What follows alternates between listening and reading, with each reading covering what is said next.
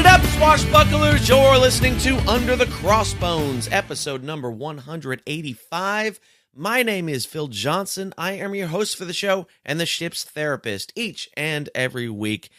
So welcome to the show. Welcome to 185. Thanks for being here. I got a great guest for you today. Sam Conniff, author of Be More Pirate, is on the show today, and we'll talk more about him in a second. Fun fact first about the number 185. In the year 185, Publius Helvius Pertinax is made governor of Britain, and he quells a mutiny of the British Roman legions who wanted him to become emperor. Now, first of all, I have no idea if I pronounced that name correctly, but we're going to go with it because who really knows? It was a long time ago. There's no recordings. So he becomes governor of Britain, and there were Roman legions, British Roman legions, who wanted him to become emperor, but he did not. They only made him governor. And so the disgruntled usurpers, these British Roman legions, they went on to instead attempt to assassinate him. We want you to be emperor. It's cool. I'm not emperor. We're going to work from the inside. Nah, we'll kill you. That seems very, I don't know, very John Lennon-y to me. I don't know. The guy who shot John Lennon. Anyway, there's also a game in improv comedy called 185.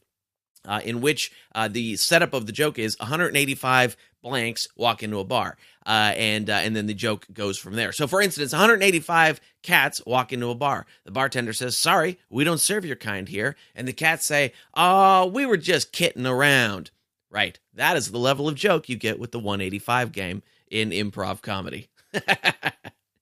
So yes, as I've said, Sam Conniff is on the show today. Sam is the author of a book called Be More Pirate. And this is a book about creativity, entrepreneurship, breaking the rules, making the world better, that kind of thing. And I have seen people attempt to use pirates as an analogy for this type of thing before, usually with very limited results. But Sam has done his homework. And even in reading his book, he quotes and thinks about many of the authors, the pirate historian authors that we've had on this show, and even a few that I hadn't heard of yet and have to go back through and now contact to talk to. But Sam really did his homework, and he makes very good use of the pirate analogy. He knows his history, and he shows us who some of the modern pirates are that are doing stuff, and he's got a great background in this sort of creative entrepreneurship that makes the world a better place.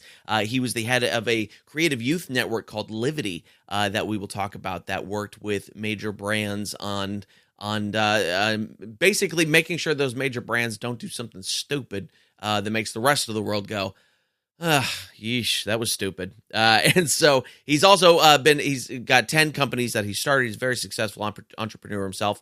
And we're going to talk about this book in particular, how he used some pirate publicity tactics to get the book rolling, and how now that has switched into more helping his community bring their own pirate ideas to life after the community has sprung up around the book.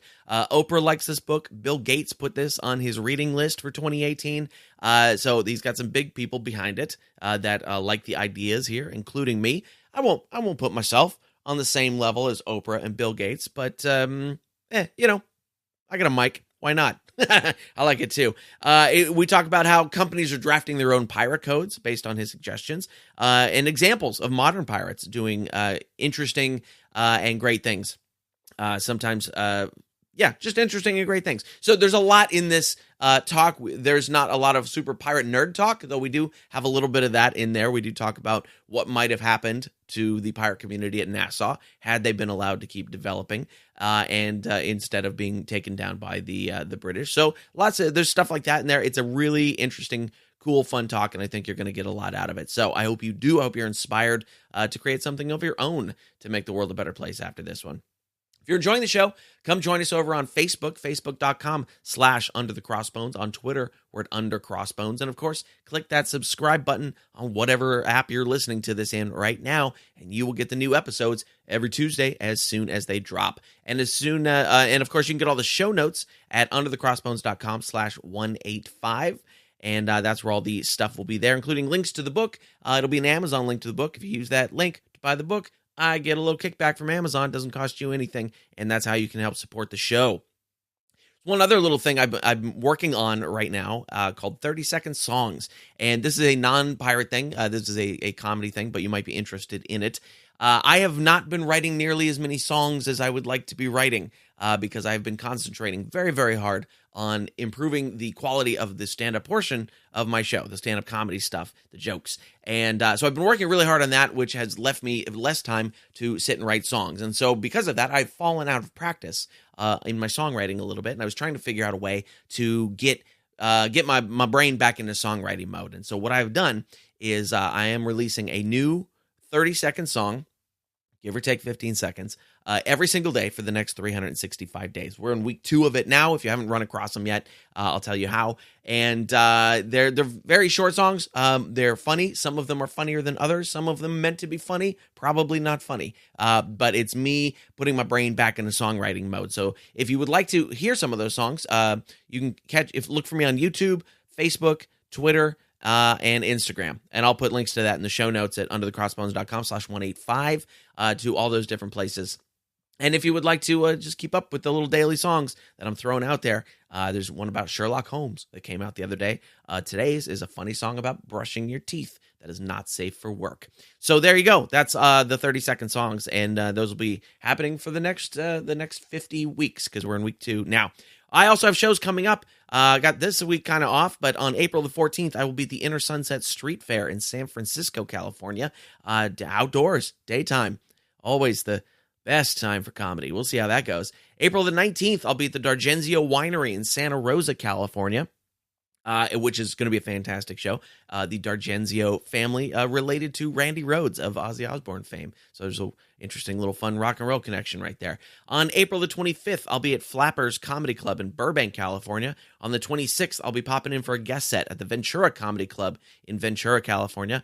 On the 27th, the Comedy Palace in San Diego, California with my friend Tamer Katan. And on the 28th, I will be at the Van Nuys Comedy Club in Van Nuys, California. So running through SoCal, you SoCal listeners, come on out, see some jokes. You know, they're going to be short LA sets, but I will be doing some cool stuff, especially San Diego. That should be a good length set right there. We're sponsored today by TeePublic. TeePublic does some amazing things with amazing artists. They get t-shirt artists all together, and when you buy a t-shirt, the artists get a nice, healthy cut. TeePublic gets a little bit of money, and I get a little bit of money when you buy it through my link. So they are sponsoring the show today, and I have curated over 100 super cool pirate t-shirts for you. Funny ones, sexy ones, scary ones, all sorts of great stuff in there. And you can see them all at underthecrossbones.com/shirt. That's over 100 super cool pirate t-shirts from TeePublic at underthecrossbones.com/shirt. Go check it out. If instead you would not like to buy anything and you just want to hand me some money, we can do that too. Go to underthecrossbones.com/support. There's a little PayPal box right there, and you can just drop a donation in there of any amount that you feel is appropriate. Maybe the price of a bottle of rum, something like that. And of course, there's that Amazon link on there that I talked a little bit about earlier. If you go buy yourself something through that link at Amazon, Amazon kicks me back a few shekels. That's how we keep the old boat afloat, and I appreciate it. If you would like to be a sponsor of the show, we can hook that up too. Go to underthecrossbones.com/support, and all the info is right there, and we can talk it up. All right? So let's get into this. We're going to talk to Sam Conniff, author of Be More Pirate. Enjoy. So the book is Be More Pirate, and I've seen folks writing for business and entrepreneurship and things like that before who have tried to use pirates as an analogy for, you know, how to break the rules effectively, essentially. But none of them seem to have the depth of pirate knowledge that you have exhibited in your book. You obviously read all the books. You quoted books that even I haven't read yet. So where does that come from? Why did you pick pirates as an analogy for this? And how did you go about? I mean, were you a pirate guy first, or did the book come first? I've seen many of those books myself, and in the process of writing, as I got closer and closer to the final deadline, and I was getting more and more excited by it, I had this growing fear that somebody must have written this book, right? Somebody must have drawn these same conclusions. And so I kept looking, and then one day I came across a book called The Pirate Inside, and it started almost exactly the same and drew the same kind of metaphors and applied them to business and the challenges of the world. And I thought, oh, brilliant. And I got to the end of the short introduction, and it finished by saying, but only a fool would try to extend this metaphor across an entire book. And I was like, So relieved. Or perhaps I'm just a fool.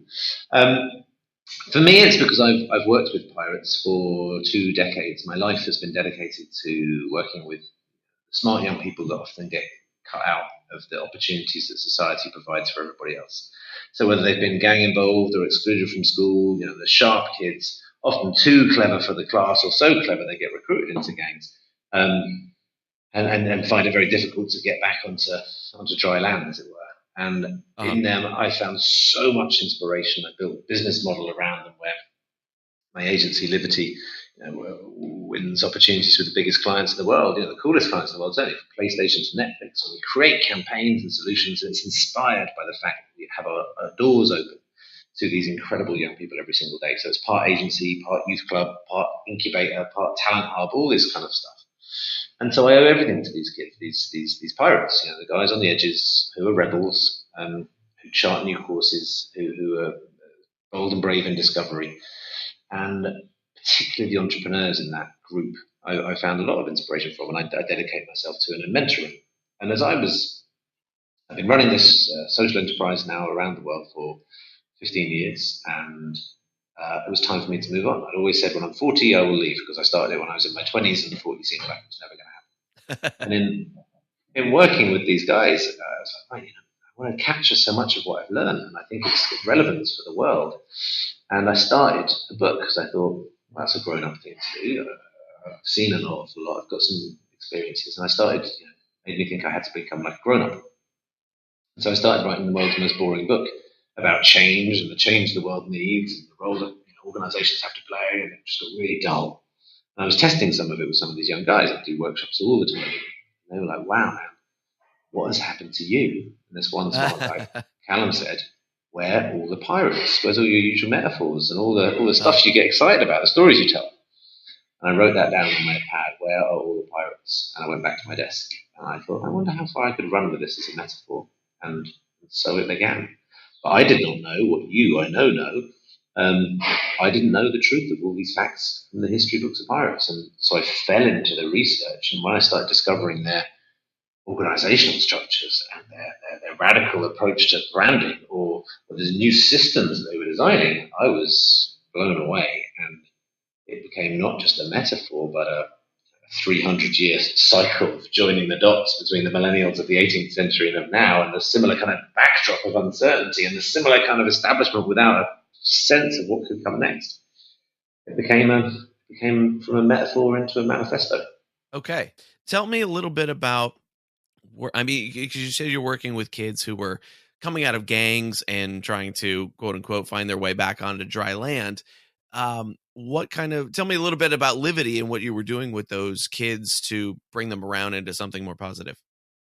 So I'm doing this interview from the meeting room in Livity. Livity is based in the UK, in Brixton, which is infamous for riots and social inequality and being a hugely creative and diverse neighbourhood. And we just had this idea. I've grown up in and around South London. Yeah, I have a certain degree of privilege. Brought up by a middle-class mum. Went to an okay-ish kind of school, and yet so many of my friends and everything I saw around me didn't have the same level of opportunity. There's been this thought of inequality driving me for a long time, and Livity took what I'd begun to learn and know about and see in terms of influence around me, brands and business, and we took the trappings or the clothes almost of a marketing agency. So we will help you come up with great ideas to sell more of your stuff. But instead of helping people sell stuff that the world doesn't need, how about we shape it, repackage it, and come up with ways that it's going to have some kind of benefit? And to fuel that engine room of ideas and creativity that every agency needs, instead of getting some smart white dudes who will create PowerPoint slides that will convince you of anything, we'll bring in those closest to the real problem. I read an AOC quote the other day that those with the power should be closest to the pain. And there's something in that. So we would invite young people that we were trying to come up with solutions for into the room and get their hands on it. And then this magical thing happened. The naivety of teenagers who lack opportunity, when put next to professionals with wisdom and experience and access to money, power, and influence, they began to design beautiful campaigns. So we make incredible work for great clients that has a double impact. It furthers the client's objectives of selling the stuff that they're about, and it does so in a way that transforms the opportunities of young people in their lives. That's really great. What were some of the projects we might know that came out of that? So we have worked for an awful long time on some of the big challenges of our age, whether it's from radicalization through to domestic violence. But something that's ever present is the kind of multiplication of issues facing young people through technology. So whether it be depression or bullying or abuse, the advent of the internet and rapid advance of it means that stuff that just happened in a playground or between friends in a community now takes place on the internet, and therefore its ramifications can be so serious. The phenomenon of sexting, and probably everyone has heard about this idea that one teenager asks another teenager for an indecent picture. They send it in a moment of foolishness, and before you know it, there's a picture now that will follow them around for all their lives. And in some instances, that's led to people ending their lives. Such is the tragedy. And there was a huge brief out for smart ideas to raise awareness about this to teenagers and in effect to stop them. And we were invited to be one of the many agencies to pitch for it. And as is true to our approach, instead of just trying to come up with what we thought was clever, we invited hundreds of young people to tell us what they thought about this. And they all said two things. One, we don't need an awareness campaign. That's out. We're fully aware of this. What we need is something that's going to get me out of the problem. Because if that girl I fancy or that boy that I like asks me for a picture, I'm going to feel like I have to respond, right? So I know this is coming. Help me get out of it and not look like an idiot. So the truth of the brief was that these kids are flirting in the way that we might have handwritten notes and send them around the classroom because we didn't have the technology, right? But there was still that kind of same issue.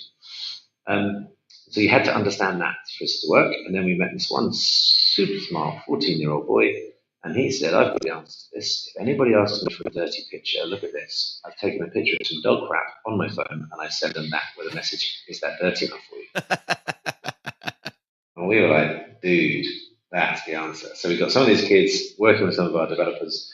We built this app, and it's regularly updated with some of the funniest GIFs and memes you'll ever see from kids themselves who design them. That are the best responses that get you out of that situation without making it like a prude.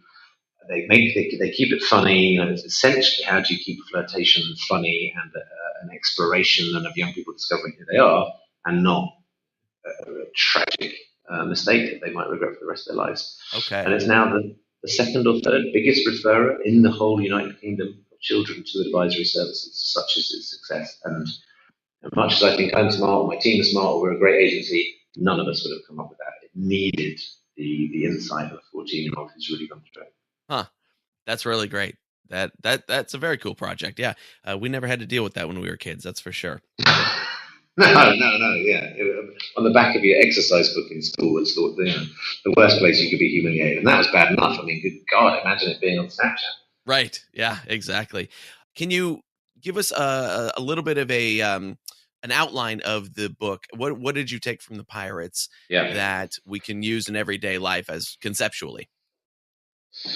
So I really didn't have much kind of confidence or conviction that the book was going to ever see the light of day, really, or that anybody would read it. It was as much for me as it was anything else. To capture my frustrations, I shouted my anger of 2016 into these empty pages. And then I was taking it back out, like I said, concerned to make sure that I wasn't just becoming my own cliche, middle-aged, middle-class dude leaves agency and becomes author. It's such well-trodden territory, isn't it? Yeah.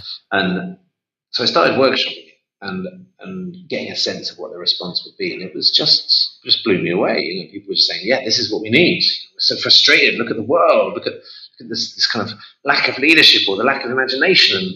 And this message just feels really right and timely. And I was blown away by this response. And yet the uncertainty of 2018 was becoming clear for everyone. So I thought I'd better step up to the challenge. And how was I going to bring this book into the world in a suitably pirate fashion?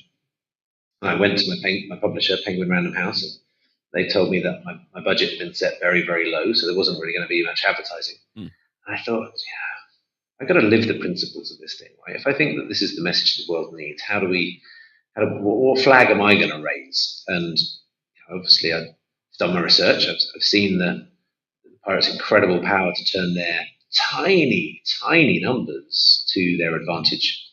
Their incredible ability to weaponize their storytelling so that it became really the most effective tool in their entire arsenal. Mm-hmm. And the strength of the rallying cry they had, this lesser known story, but that they all fought for a level of equality and fairness that hadn't really been seen, and only 100 years later would be called workers' rights. But certainly it's how they were perceived at the time. That's what they stood for. And so these unknown stories just felt like my inspiration. So how do you turn the underdog into something? I was at Penguin Random House office. I was doing a talk to the team, and I was looking out at this great big, beautiful office right in the middle of London, looking onto this major arterial road that goes from the River Thames right to the heart of the city. And it's like 6 lanes of traffic. And I was thinking, you know what? If I could turn the front of this building into my billboard, that would be something. That would be good. And there's this huge glass window, and it's one-way glass. Here's my opportunity. So I found a way, harked back to my original days as a club promoter, and I found a guy who would print me a billboard the size of a bus, bright pink, which is the colour of the book, onto this kind of plastic that I could come and apply to the thing. I didn't tell anybody. I raised the money. I managed to kind of blag Penguin into giving me the money for it. And on the day of launch, without a single soul knowing, I forged a letter of approval from the chief exec of Penguin. So I thought, if I go really high, no one's going to challenge me here. And I got some high-vis vests, so it just looked official, and showed up, and I installed a billboard poster across the front of my publisher's offices, and then ran away very, very quickly. And it caused the biggest storm ever. There was such an upset there. The concern from my team was that I was going to be the first author to ever lose his deal on the day that his book was published. But the story managed to get some traction, and as we see in the Pirates, you fly the right flag and unite the other pirates behind you, and then when the crew got behind it, they saw what I was trying to do and just began to really pick up. And I weaponized my own story and created bits of content that could flow through from it. By afternoon, it was trending, and by the late afternoon, the book was in the top 100 books in the UK. The likes of Richard Branson were getting behind it. We just started a conversation exactly about the power of rule breaking, when sometimes doing the wrong thing can be the right thing to do. And from there, it's stayed a bestseller for what's nearly been a year, and has continued to unite a community of people who want to challenge the status quo behind it. Have you read the book about Shep Gordon, Alice Cooper's manager? No.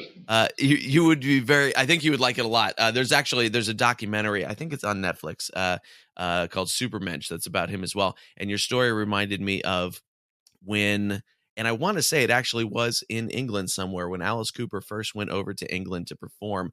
They were the tickets weren't selling. And so they were trying to figure out how to generate some controversy, a story behind it, And so Shep Gordon hired a billboard truck with a huge giant picture of Alice Cooper posing seductively naked on this giant billboard, and they drove it through town, which of course made lots of people mad and immediately sold out the venue that they were trying to get into. So, yes, exactly. Yeah, so Shep Gordon might be a guy that you would enjoy reading about. Yeah, he's still around. He's a pretty interesting dude. I'm going to look that up. One of the saddest things to see is a marketing book that doesn't sell well, because it means it obviously doesn't work. I mean, if there's one way to tell if a marketing book is any good, it's to see if it's selling. So, yeah, good point. So when you generated that initial interest on it, what were you able to do? What have you done since then to kind of sustain that sales process as you go? Well, a few more things kind of presented themselves as opportunities. I made a 150-foot projection against the House of Commons. We've been having some issues with our leadership in the UK of these last year or so. A little bit. Yeah, a little bit. So I was able to point out, maybe the wrong pirates are in charge, and there's lessons to be learned from the kind of strategy and democracy and equality and values-driven decision-making that took place in pirate societies. That went down quite well. I hijacked Talk Like a Pirate Day, and I borrowed all of the advertising on the London Underground. I managed to get in there really early with some of my pirate crew and take down most of the advertising and replace it with some of our own. So I kept, having some fun along the way. But the thing that very quickly tipped scales was not so much commercially, but the community. So about 2 weeks in, I received my first kind of reader response, and it was an email that read along the lines of, "This book has profoundly affected me, and I would like to tell you the rule that I've decided to break is I'm calling for people to rewrite their rules." And she said, "And so I've resigned, and here's my resignation letter to prove it." And I was like, "What the?" Wait a minute, I didn't mean it. And I reached out to her, and of course I did mean it, and this had been a profoundly positive change that she needed to take. And then the next day, bing, I get another one. Some guy who's going to leave his company because he wants to start a social action movement. He's been talking about not doing anything so long. And ping, I get another one from a guy who's going to launch a campaign against fixed odds gambling. And ping, ping, ping, ping. They just start flooding in hundreds of stories of rebellion and mutiny and positive action born of principles by a growing crew of people united against the status quo to fight for fairness in much the way that the missing part of the pirate story tells. And this I just got very excited by, and this I felt a level of responsibility and accountability to. So I started doing more talks and developing a workshop to back them, and using the experience I've got mentoring entrepreneurs to start mentoring pirates, right, to help build their rebellion and build the ideas around what it was the change they were trying to bring about in their society or community. And this started to frustrate my publisher a little bit, who eventually sat me down and the marketing team and said, "You've got a tough choice to make, Sam. Are you here to sell some books or start your bloody movement?" And it really helped crystallize everything in my head, because of course, both of those things are possible to do at once, but only if you do them the right way around. Right. And so I have committed myself for the foreseeable future, stopped doing a lot of the work I was doing with some of the consultancy, and I'm going to back these guys who backed my idea. I've employed a full-time right-hand pirate. We are trying to get to the bottom of how many thousands of messages we've received. We're auditing them to understand where are most of these rebellions coming from, and what is it they're standing up against, and what's the kind of synthesis pattern that's enabling people to take action. So I outline a framework at the center of the book of how I believe that pirates really affect change. And we're very early in that process. We just had our first Be More Pirate meetup. The community is now telling stories on behalf of us. It's really growing to some interesting numbers. It now means there's international chapters that are beginning to go as the book rolls out internationally. And so the marketing kicked it off well, but I'm now, and I think, this reflects trends in marketing. I'm less concerned with the kind of PR stunts, and I'm more concerned with the engagement and experience and a community taking action and start to tell their stories as really the story of the book. Sure. Yeah. And that's an illustration. A little bit of knowledge can be dangerous, because I think you saw that those people were taking a big chance by resigning from their jobs and things like that. And you go, oh, they're going to need a little more help. Because certainly I live here in the middle of Silicon Valley, and every startup in Silicon Valley considers themselves pirates, considers themselves doing exactly what you're talking about in your book. And they take the stance of fail fast and fail often. That's been the mantra of Silicon Valley for the last 30 years.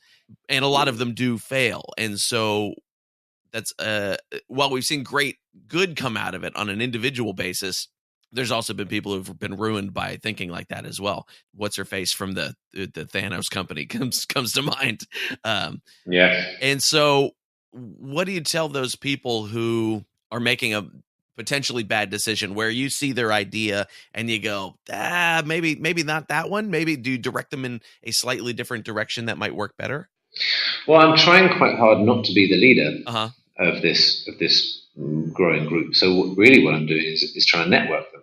So at the first Be More Pirate meetup, again, at this moment, I was trying to prove to myself, is this thing real, right? Lots of people self-identify as pirates, and I'm sure, with a higher proximity in Silicon Valley and other startup areas. But, I've got no shortage, and you'll have found this, 60, 70-year-old pirates, people who believe they've been living a pirate lifestyle, whether that's the rum end of it or the rebellion end of it. So it's a degree of generational to this, but it's very much mindset. So what I prove whether this thing was real or not. I made an arbitrary date. I made an Eventbrite page.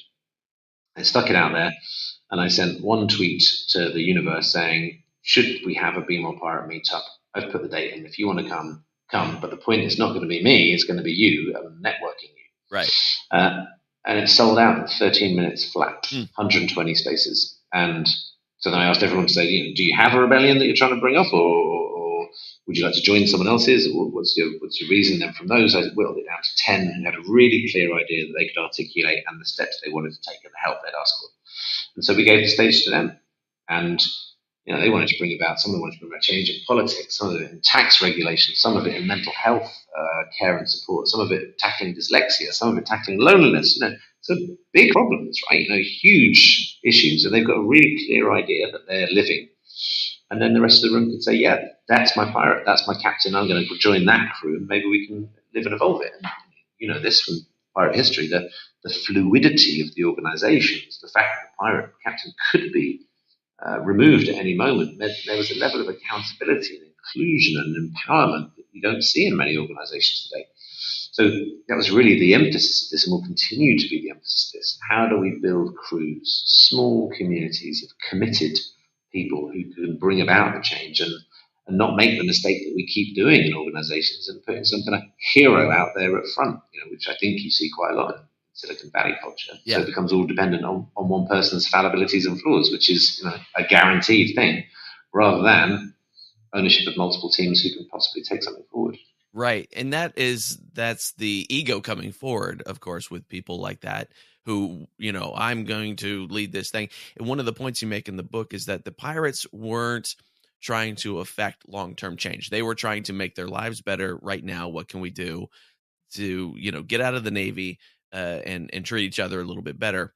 The people that are probably coming to your meetup and reading your book, and I'm completely generalizing here, but when they get up and say, I've got a big idea, are they, what can they do to not let their ego get in the way and kind of pull that back and let the idea be the forefront instead of themselves?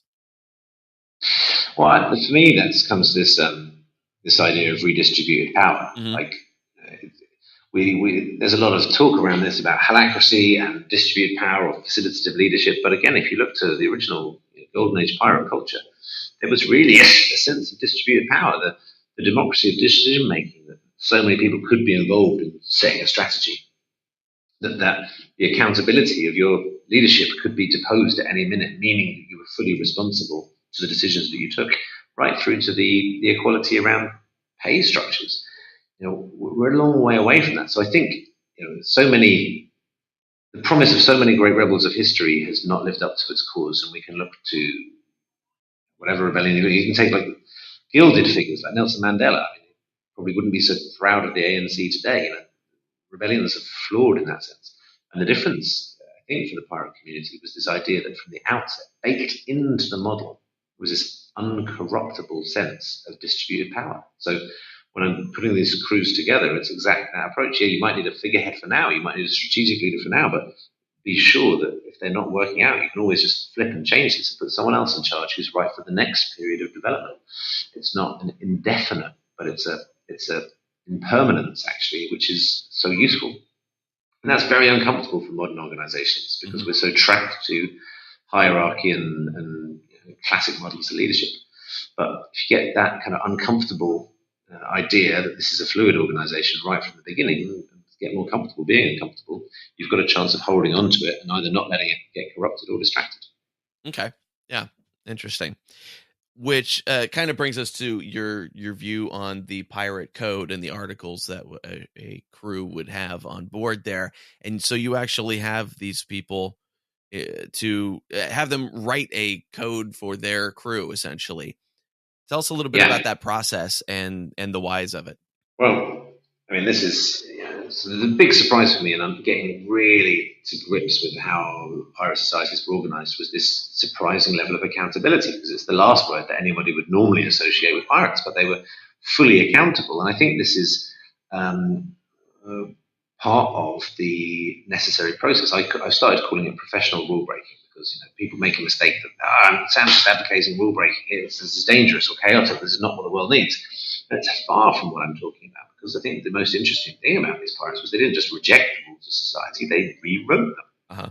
And having escaped the brutal and stratified systems of the merchant navy, or even just the times, this is pre any form of democracy, they then created a better way of organizing themselves that had everything they'd previously not been allowed in terms of fairness and equal say and pay and whatever else. So this I find really inspirational. And the thing that protects this is the pirate code, their law, their set of principles. And it's the fact that it then informs the decisions they make, values-based decision making. I think we've lost all sight of. We make decisions based on rules that are out of date, that benefit too few people, and yet we all follow this broken system.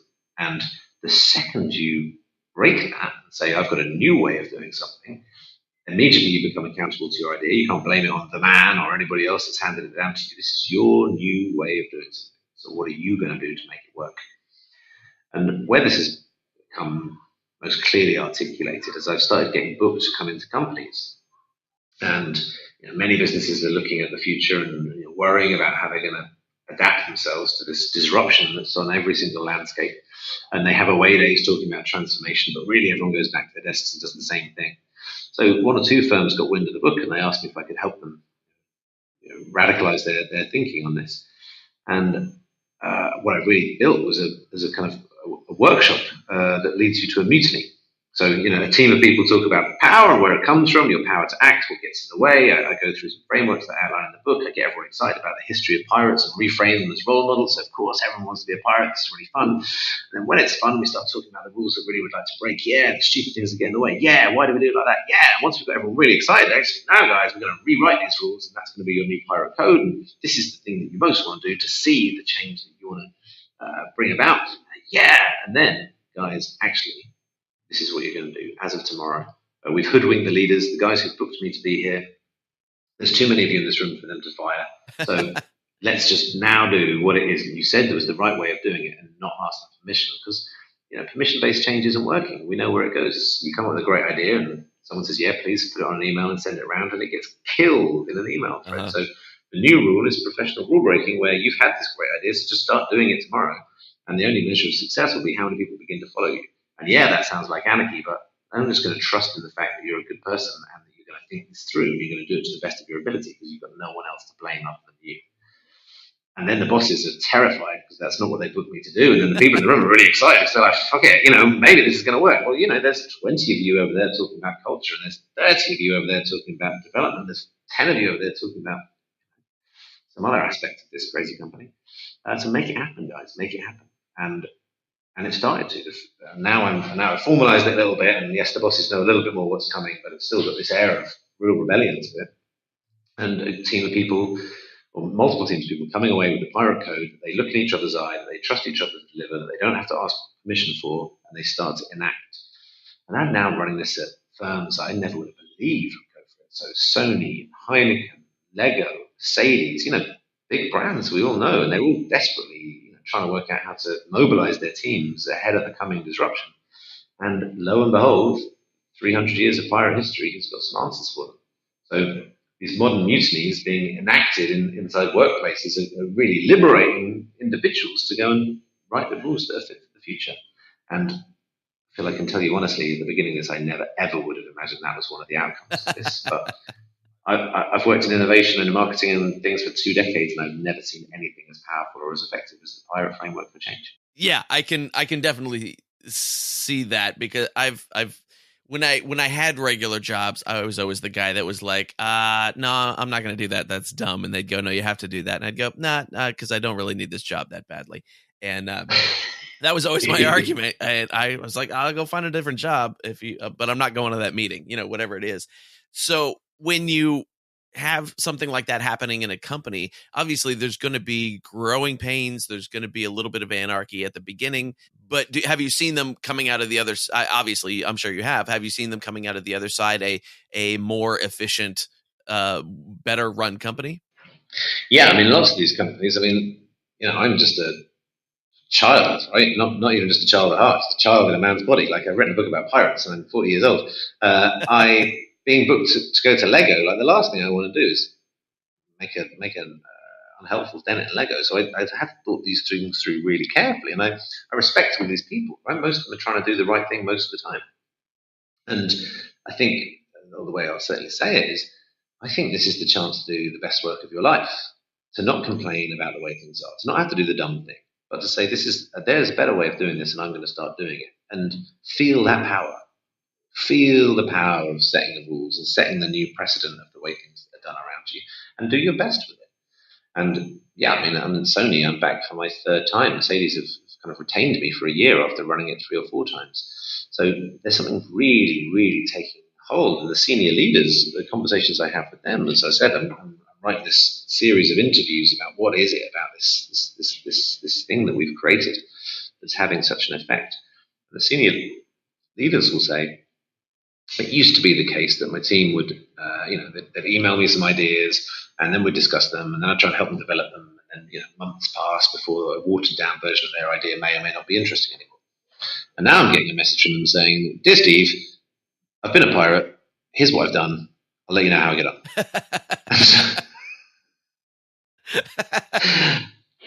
And they're like, "What?" So now the leader's job is to hold back, right, and provide the air cover to let this new level of empowerment. And they can see there's as much diligence, as much decision making, a lot more action, a lot more momentum taking place.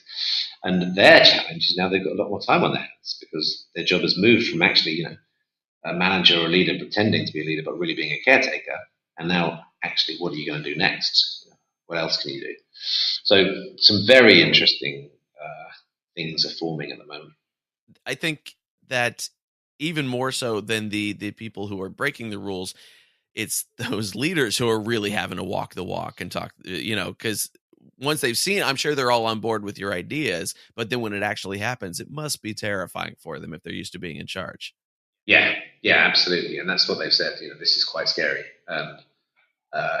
They can see the biggest mistake they could make would be to then try and do things the way they were before, but that means they've got to stay in the uncomfortable space of impermanence and let these guys, fail, and then have their back if that happens. But I think that fail fast and break fast culture can so often, so easily just end up being a poster on the wall that nobody believes. Right. And here's your chance to actually make these people believe it.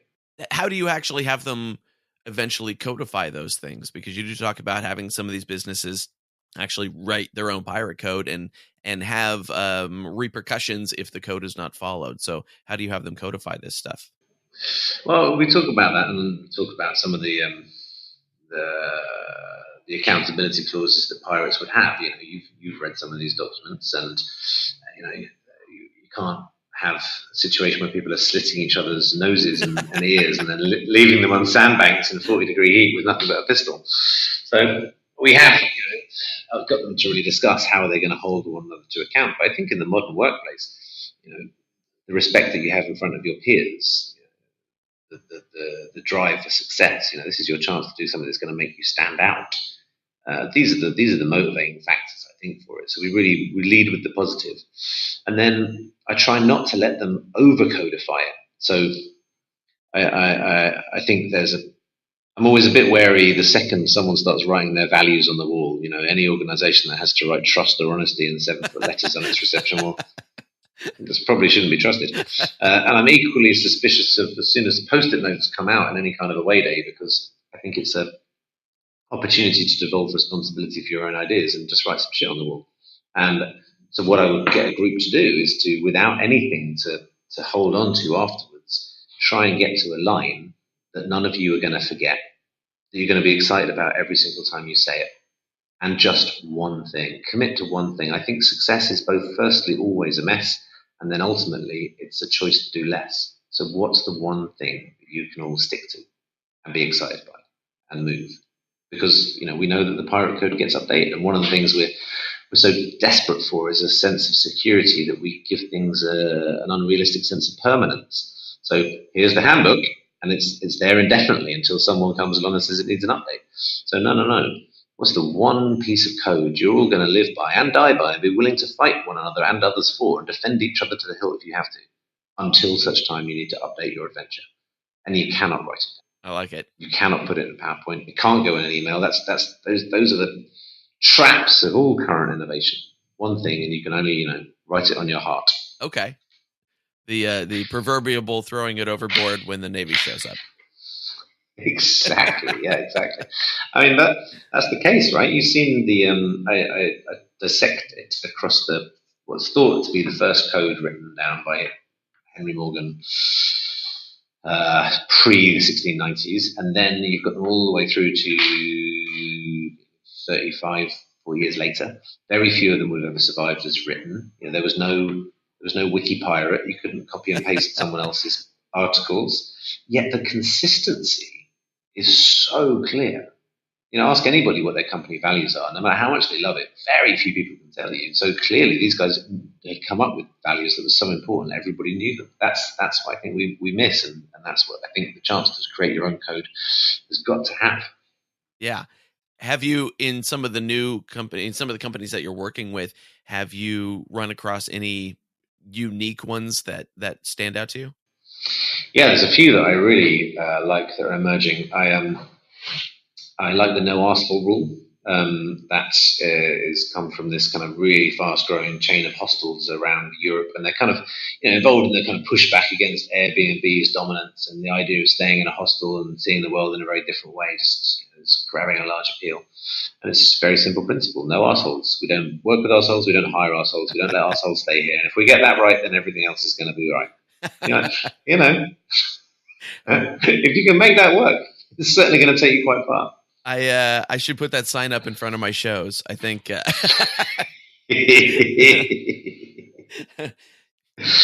it's good. But then there's been some very significant ones. So the ICRN, the International Children's Rights Network, an incredibly important charity that brings legal organizations together around the world to fight for, defend, and protect the rights of children who are in vulnerable situations.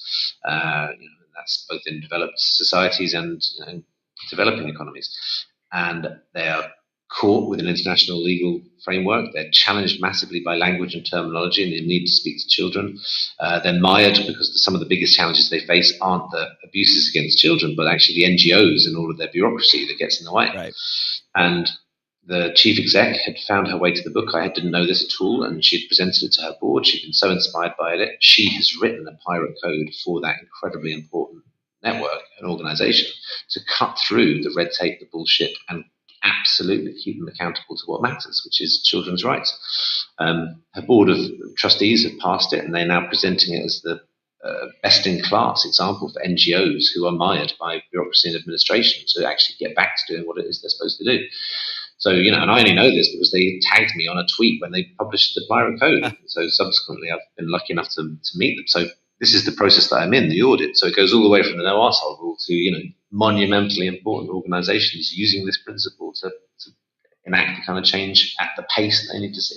Right. Yeah. And the examples of modern pirates that you use in the book, Jay-Z, Malala, Banksy, blockchain, all that kind of stuff, are all very different. And I think they're varying levels of short-term thinking versus long-term thinking, personal thinking versus a bettering of society type of thing, so somebody like Jay-Z is in it for himself first because he's a entertainment star, and that's the ego that goes along with being an entertainment star.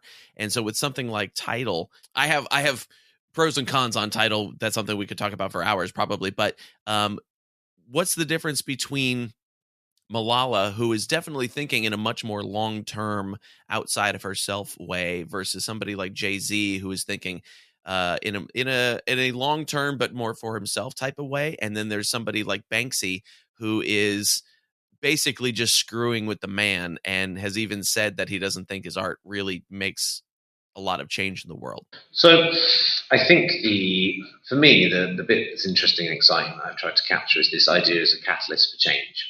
And so I think that by definition, piracy is temporary.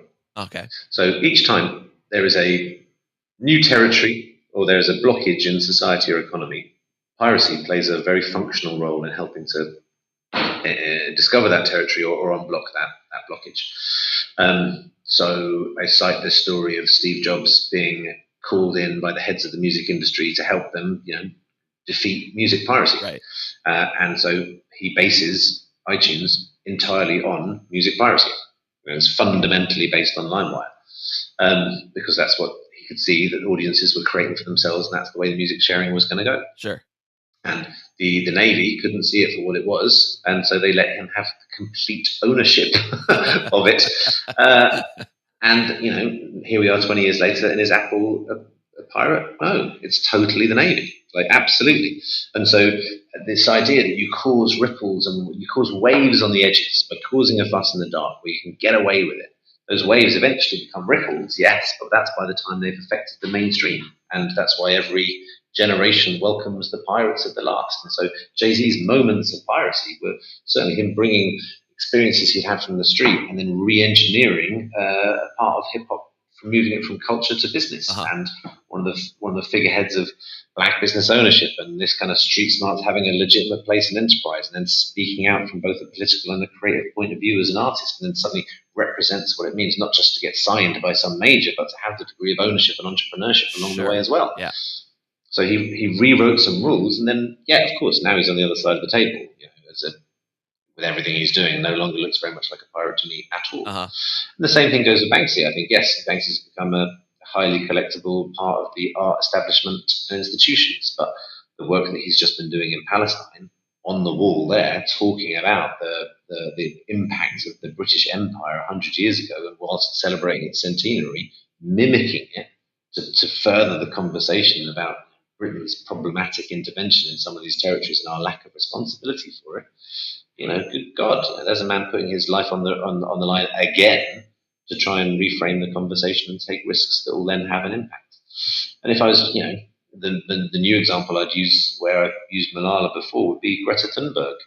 The 16-year-old girl who initiated global strikes by children striking from schools on Fridays to try and accelerate the conversation around climate change and activism around it. There is a girl who fundamentally created a massive risk. Bunking from school is illegal, could have got all sorts of implications on her family, yet she's managed to turn it into such a big story. And just the way that Malala did, now there's this figure, a tiny girl on her own on a global stage, standing up to some of the biggest problems of our time, and look at the ripples she's caused. 10 years from now, when she's an experienced environmental activist and campaigner, she probably will be having to negotiate with the UN herself, and she will be less of a pirate and using more mainstream techniques. But right now, she's using pirate techniques brilliantly. Interesting. So, if we can extend the analogy, then, had the pirate community at Nassau not been taken down by the Royal Navy when it was, they probably would have ended up as being the establishment, being the man at some point that other pirates probably would have had to take down. Can we go that far with it? Well, it depends, because I'd say the one thing there would be how far this idea of distributed power would have gone. If they'd held on to this radical notion that everybody had the level of democracy and equality that they did, then perhaps this spirit of piracy would have stuck around, and it would be harder to have corrupted. But, as you've read in the book, the quote that I found that really just summed this all up was when the Lords of Trade back in England that gave money to the king sent out word to discover really the true threat of this pirate society that was building. And he comes back, and it's quite clear that it's not the stolen gold or the rum or the loose women or all the kind of stuff that we know from the movies. It's the democracy, the camaraderie, the care for the injured, the sense of rights and equality and ownership. That was what terrified the establishment and the powers that be. That was what meant that they had to be crushed, because this is before the colonial governors got rid of the Brits. It's before the French revolutions. So everyone was terrified of these growing sense of inequality was building up towards, and suddenly here was this petri dish of what it could look like. So that the true spirit of their threat never was revealed, because it got written out of the history books immediately after. So yeah, it's interesting. Would it have become this utopian democratic society? No, probably not. But it played its role, because its role at the time was a catalyst for the change that it would then inform. And I've got no doubt, I'm not so naive that I think that the pirates were doing, paying each other a tithe for a lost arm or a lost eye because they were trying to accelerate workers' rights that 100 and 250 years later would become an inalienable human right. No, of course not. But their sense of fairness and what was right for them was such a powerful idea that those waves were ripples still being felt around the world. Yeah, certainly. And I I think that's a bit of the difference between the pirates and the people that you bring up now with somebody like Malala or Jay-Z or Banksy. They're such different people that they are thinking a little more long term. I think somebody like Malala is thinking very long term. She may not have been at the beginning, but I think once her infamy started to spread, I think maybe she did start to think, oh, I can have a bigger impact in the long term. And I'm wondering if, I'm wondering if the pirates might have gotten that far had they survived it. But yeah, that's conjecture, I suppose. And they couldn't see what could be. But there's a degree of vision that they had, and I think why I've tried to then draw these lessons over a 300-year period and quickly bring it to the modern times, because I think we'd get lost if it was let's just do exactly what Benjamin Hornigold did. Uh-huh.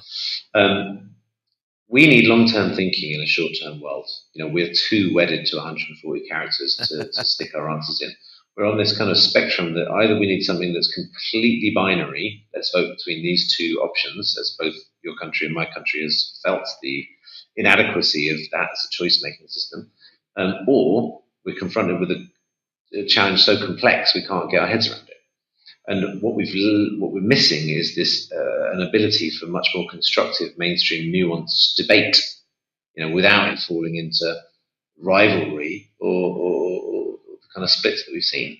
And so that long-term thinking in a short-term world, I think, is an aspect of modern-day piracy. And I see it in my principles of modern-day rule breaking. Yeah, it's one of the key things we need to get better at. Yeah, okay, I like that.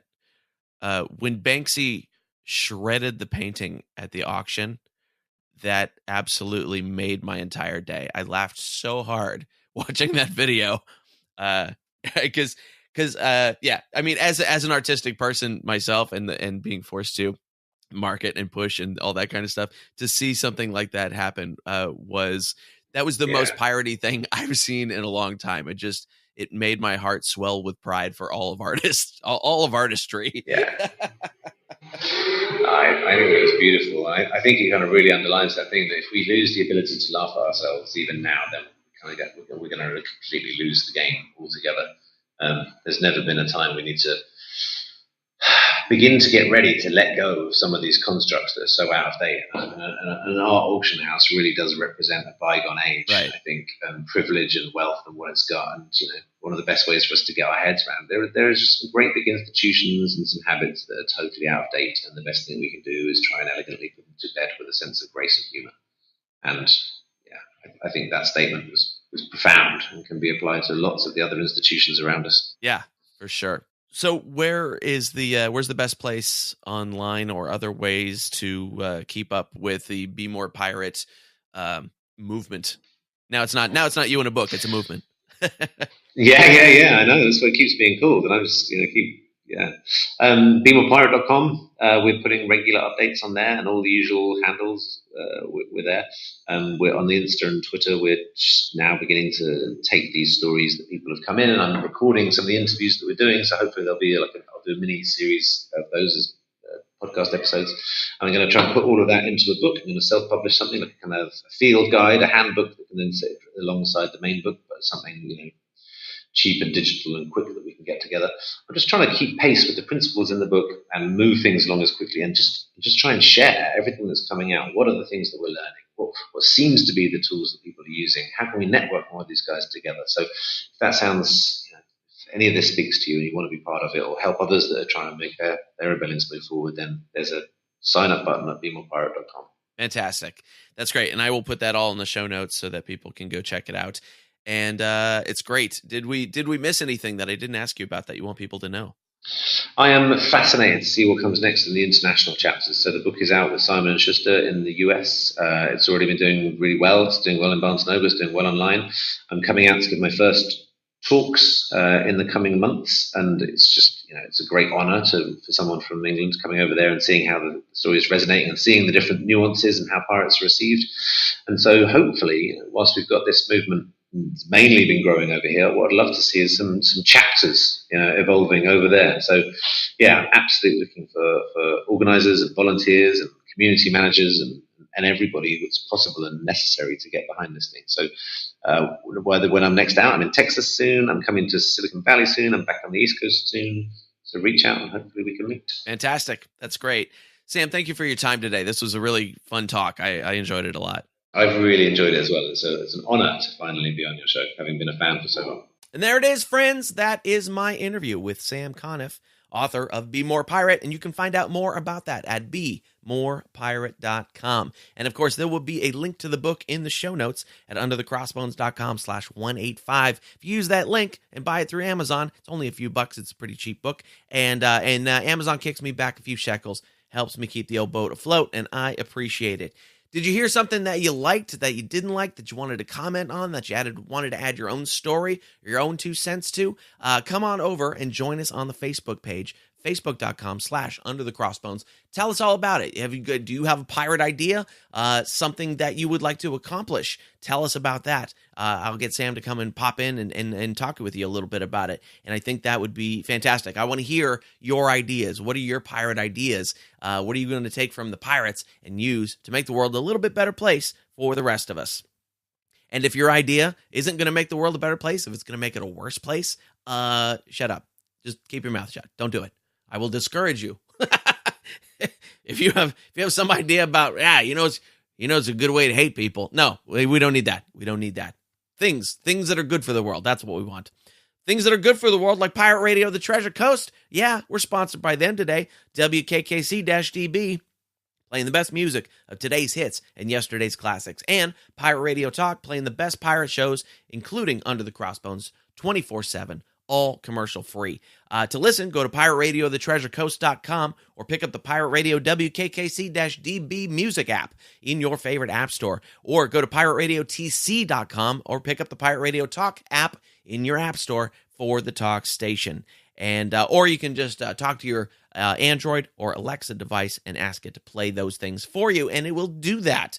All brought to you by iTreasure Radio, the very best digital media from independently owned stations. And Pirate Radio, The Treasure Coast, doing great things. They do a ton of charity work. They're at all the pirate festivals talking to you guys.